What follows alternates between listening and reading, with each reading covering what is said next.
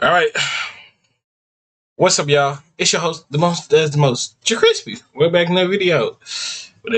Back with cheats. Why everyone quits these jobs? If you're new to the channel, we is on the road to 700.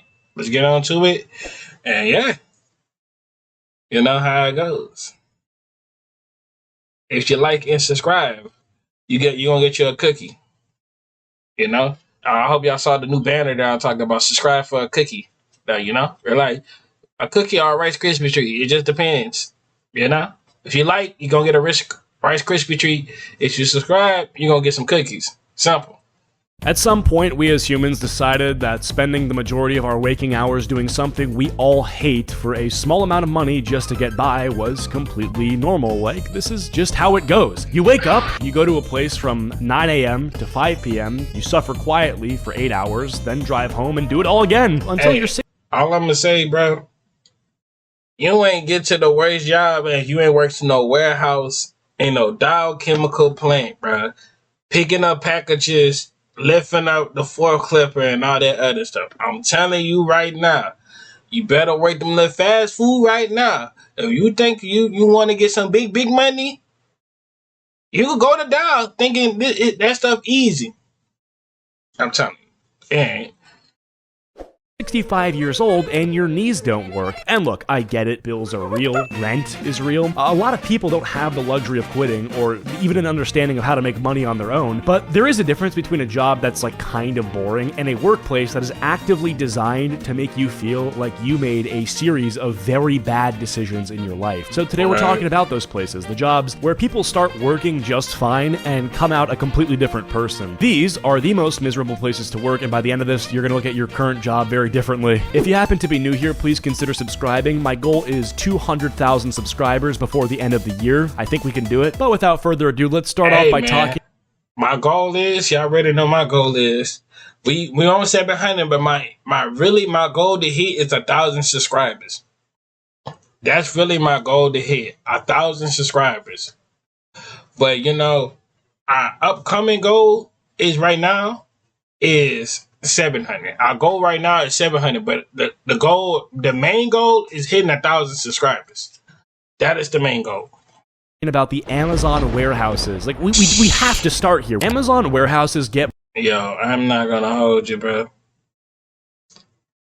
If you work at Amazon, I mean, hey, bro. I had experience of people quitting, coming back to this job. Like, it pay good. No, I ain't gonna say it don't pay good. It pay good, but golly, all I'm gonna say is, bro, how the way I saw that video, that dude had to go pick up all them boxes and stuff like that, remind me of Dow Chemical Plant. Yes, I'm always bring up Dow Chemical Plant, because we had to pick up Amazon packages, all the other type of packages and stuff like that to bring it to the warehouse and put in and separate and put the stickers and all that, line, put the number and all that other stuff on it. Brought up so consistently in conversations about bad working conditions that it's almost become a joke. Like, if you even utter the words Amazon warehouse, people already know that you're urinating in water bottles for your bathroom break. People use this job as a reference point for why their job could be worse. Like, the guy scooping Chipotle bowls for 10 hours a day is thinking to himself, well, at least I get to use a real bathroom. And these workers at Amazon fulfillment centers are tracked constantly. Their every movement is logged through handheld scanners that record scan rates, idle time, and productivity scores in real time. I genuinely don't understand how people survive this. Like, what happens if you need to tie your shoe? Is that TOT? Are you burning precious flaggable seconds on your shoelace? Amazon warehouse jobs, they remind me of RuneScape. You're doing these long grinding tasks, trying to make absolutely zero XP waste with all of your movements and clicks, just to accomplish one quest. The turnover rate for this place was reportedly so extreme internally that Amazon was apparently burning through its entire available workforce in certain regions within just a few years. They were totally aware of this. I almost feel like they don't even care. They might bump up the working conditions slightly to improve the worker turnover rate until they find the perfect ratio of worker suffering to maximum efficiency. Pretty much seeing how much torture they can get away with before people quit. I haven't worked in a warehouse. I want to be clear about that. So if you have and you love it, then good for you. I don't think I ever could. I'll stick. Nah, I'm not gonna hold you. It's too much experience. I had too many experience working at a warehouse, bro. And that would be something we gonna have to talk about. Oh god. To my YouTube job, thank you very much. At the very least, Amazon fulfillment centers do fulfillment. These call centers, which is next on the list, do nothing but annoy everybody. Call centers are a specific kind of misery that operates differently from warehouse work. Like, it isn't physical, it's psychological in a way that kind of sneaks up on you very slowly. So you sit at a desk, you put on a headset, and for the next 8 hours, strangers call you specifically to either yell at you, cry at you, or hang up on you. And you cannot hang up on them. That's the job. You sit there and you take it. You stay professional and apologize for things that are not your fault. You always got to make sure to thank them for their patience when they hate every fiber of your being. The metrics in call centers are just as aggressive as the Amazon warehouse, like just structured differently. If a customer is furious about something that happened 3 shift changes ago and gives you a 1-star rating on the post-call survey, that score is yours. There's almost nowhere to appeal it. Then all the ones you've added up will count against your yearly performance review. It's absolutely brutal, and it's usually not because you did something wrong, it's just because the guy didn't get the resolution he wanted. Like, I've talked to some people who've worked for call centers for insurance companies and banks, and the one thing that keeps coming up is that the job itself might be manageable if they weren't on you constantly. But the combination of back-to-back calls with essentially... I ain't lying to you. I thought them call center people, that's the people that be calling your phone and stuff like that. They be trying to wonder about your car note. They want to call you about your car note. They want to call you about your rent due and all that other stuff and all that nanny stuff and your phone bill and stuff like that. Mm-hmm. No real break in between, constant monitoring of every metric, and absorbing other people's anger for hours eventually does something to your brain. Like, you know, how can you go from someone screaming in your ear and hanging up on you and trying to process it to like a millisecond later, a beep just goes off in your ear telling you the next call is live? That can make anyone want to jump off a bridge. Every friend that I have that does this always describes like coming home and just not wanting to talk to anybody. These people just are fully hollowed out from social interaction, and they grow kind of what's the word? Is it myopic? No, it's misanthropic. It's pretty much someone, I'll just read what it says. It describes an attitude, behavior, or personality marked by a general hatred, dislike, or profound distrust of humankind. Anyway, moving on, we've got fast food. And fast food workers deal with so much disrespect, it's actually sad. Think about modern internet slang. One of the most demeaning things you can say to someone is to tell them to put the fries in the bag. Like, that's someone's job. When I was 10 years old, I remember being at a friend's house, and his dad took us to McDonald's, and his dad crashed out at the poor guy working at McDonald's because I think he forgot some sauce. This was like 15 years ago. And I made this promise to myself that I would never be on the other end of that. The issue isn't always the work itself. A lot of people who've done it will tell you that a busy shift actually goes fast. The problem is everything surrounding the work. The fact that these franchise owners think that a McDonald's located in the heart of New York City can function properly with 3 employees is insane. They are fulfilling 6,000 orders a day.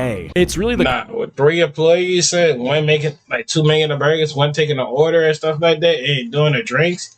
I don't think that. That's why you need a crew of people if you're working at McDonald's, bro. McDonald's ain't bad to work at, bro. It's just you gotta know somebody, like a cousin or a friend, and y'all can be joking and vibing all day, like just laughing and kiki and all day, making burgers, putting the condiments, sending it out. Boom, y'all laughing, dapping each other up and stuff like that. Y'all go on break, you know. That made the time go by fast. But then you just doing that sitting by yourself. Yeah, I ain't lying to you, saying you gonna be talking to yourself. Quantity. You know, it's not the thing itself, it's how often you have to do it. I saw this video a while back where someone just filmed their entire McDonald's shift because they wanted people to see what it actually looks like. It's the GoPro footage you've seen probably. It just looks exhausting, and it's just for what, $7 an hour, maybe 10? That's just not gonna work. If you're maybe 15 years old, then you need a job, then go for it, but this should be a temporary thing for everybody. And look, it's not like a shameful thing. Like, if you're in a situation, then I totally get it, but your goal should be like, save as much money as possible, work as much as you can, and make a plan during all of this for where you're headed next. If you can make... I'm gonna hold you. McDonald's, it don't seem bad to work at McDonald's because, like, it's the most common. I think McDonald's got to at least be the most common, chillest thing. The only thing that downside of McDonald's saying is just the customers, especially them old folks, bro. And when they be getting loud and stuff, it's too hot. oh, it's too cold. Oh, it's too warm. Like all that other stuff. Like, Mama Judy. Like, Miss Judy. Like, the food gonna be hot. The food can't be cold. If the food cold, you gonna report us. Like, come on now. Then there was always it's always them people that always want to report you when you know you was in the right the whole time. They was in the wrong. They didn't want to call your manager, and your manager got to play the two-sided. Now, Johnny, why would you do this? Sell this lady these salty fries, and you sitting there like this. Soon as she leave, come on, man. Again, bro, I just like, bro, I'd be tired of hearing these people. Like, I know, it's not your fault that you like doing the fries and stuff like that. It's not your fault. It's just I don't know. Just go on break. Just go on break. Make what, $1,500 a month working at McDonald's, and you're maybe 19 or 20 and your parents kick you out of your house. You could probably find some dog shit apartment to live in with a friend for like a few months while you're figuring stuff out. But as crazy as this sounds, some people will totally get normalized to that and not care after a certain point. You'd be surprised, after people figure out how they can live off a certain amount of money, a lot of the drive to earn more does kind of go away. So it's really about staying hungry and disciplined and like you. Next up, we've got DoorDash/Uber Eats. DoorDash is like a little side quest job. Like, you got your car and you want to get some little cash on the side, like, you'll do a DoorDash. Like if you want to buy your girl something for DoorDash, or like, you know, Valentine's Day coming up and you in January, them last 2 weeks of January, you doing nothing but DoorDash. I mean, hey, I'm not saying that for experience, but I'm just saying I like just thinking of that. That's what I would have did too.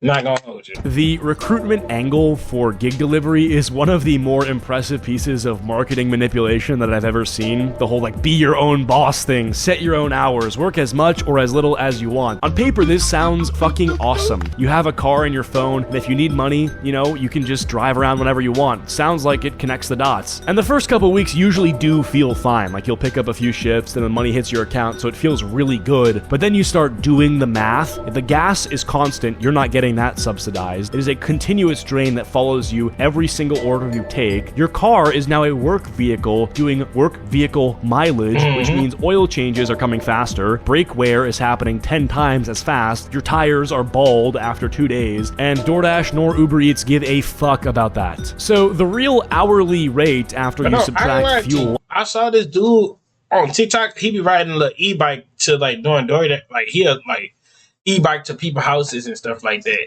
It like deliver their food and stuff like that, bro. I was like, golly, that's kind of low-key smart.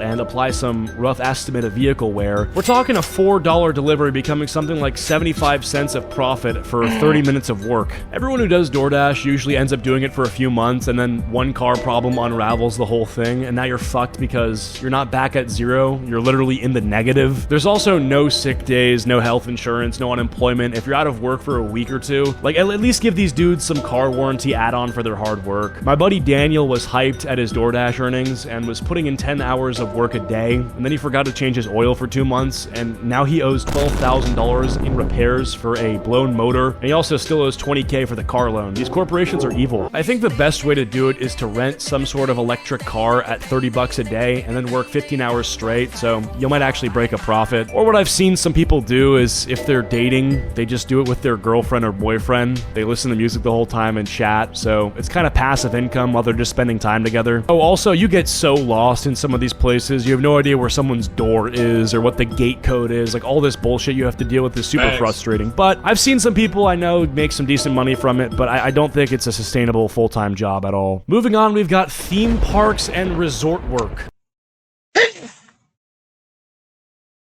Bless me. Anyways, theme parks.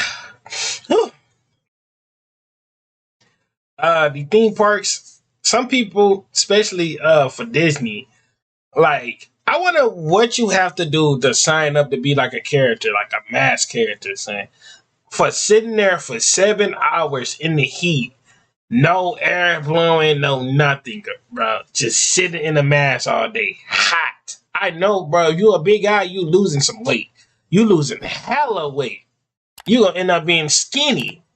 After them, like, let's say you work for Disney for like 2 to 3 years. Oh, bro. I'm not gonna hold you. You losing some weight. Sitting in that mask and that heat all day, unless you got a little air vent. But golly, bro. Mm-hmm. I can't imagine standing in like 100-degree Florida or California heat in a. And also another thing too, with them dudes that be working the fair and stuff like that, they be sitting under those things or be trying to bribe people that like to play their games and stuff like that. I know they don't be making that much money too. Mickey Mouse costume with little kids that kick me because they want to hear me make funny sounds. That might be worse than the Amazon one, like honestly. Maybe you feel good because you're making these kids happy, but after a while, you're gonna grow, like you're gonna hate children. You're gonna be like a reverse pedophile. I don't even have much to say about this. Like, if you have to stand there, I mean, I know they have shifts and stuff, but bro, it's like you're not building any skills. You're not socializing with people. It just seems fucked. Like, this just seems miserable. I'm thinking about this. This sucks. Anyway, listen, if you're in one of these right now, I'm not here to tell you what to do. You know your situation. I mean, hey, get your money how you get your money, because who knows? We never know how much Disney is paying, or Amazon, or McDonald's, or DoorDash is paying you. But in the end of the day, just be blessed that you got a job. You're not homeless. You're not doing nothing, no crazy stuff, and you're not, it is what it is. But see y'all when I see y'all. Love y'all to the bottom of my heart. We're going to roll to 700, and I'm out.